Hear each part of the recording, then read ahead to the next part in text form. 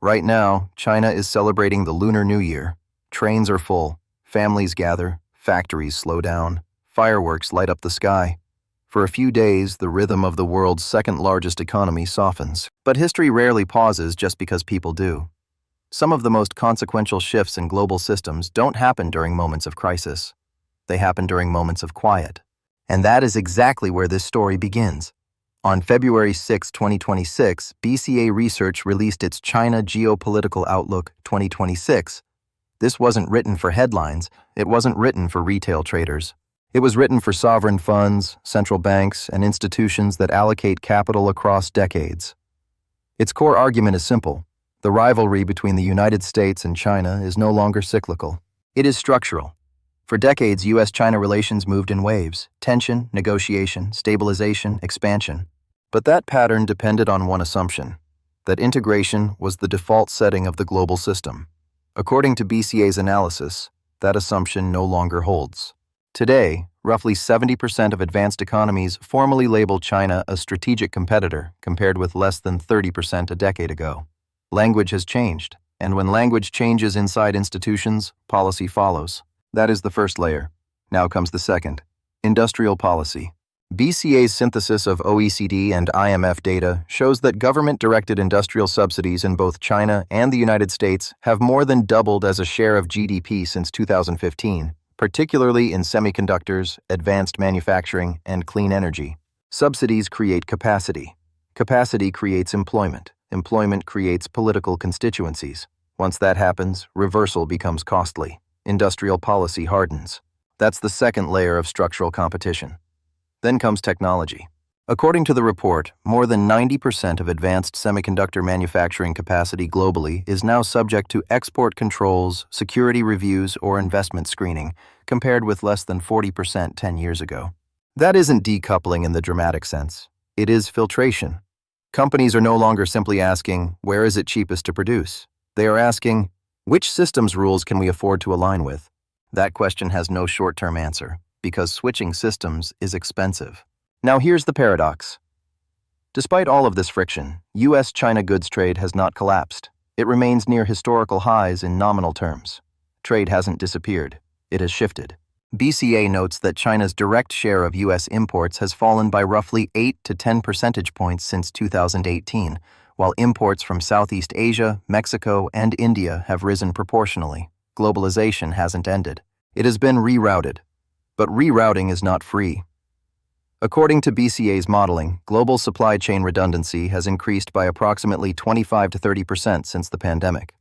Redundancy brings security, but it also raises cost. So here is the real question. If supply chains become more expensive but more secure, is that strategic wisdom or structural inefficiency?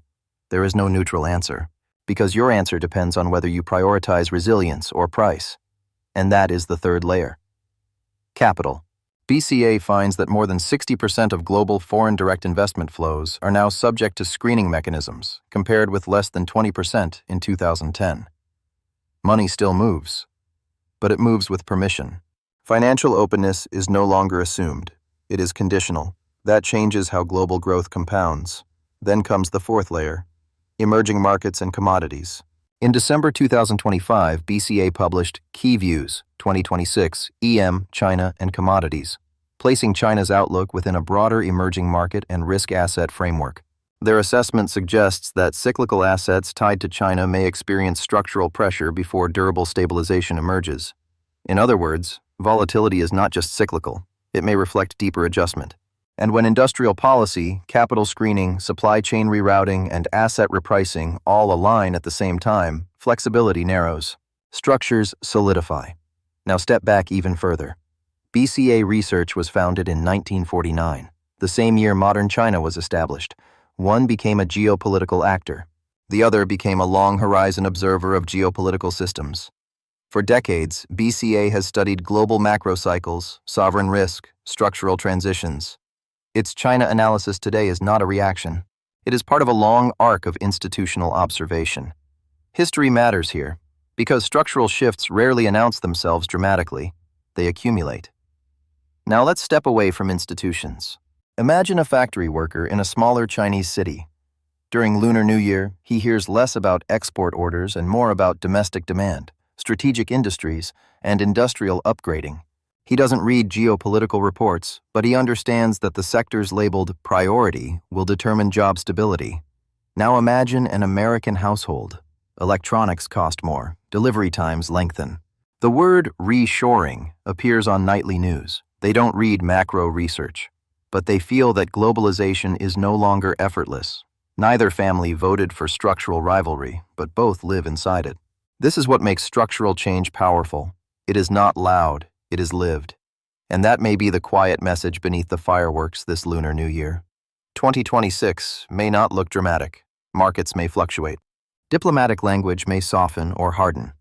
But underneath the surface, systems are settling into new architecture. When architecture changes, behavior adapts. When behavior adapts, history moves. Fireworks fade. Holidays end. Factories restart. But structure outlasts celebration, and structure is what shapes the next decade. Plugging into the system, searching for a way out. Virtual reality world of no doubt. Hacking the code, searching for a clue. Trying to find an answer, something to break through.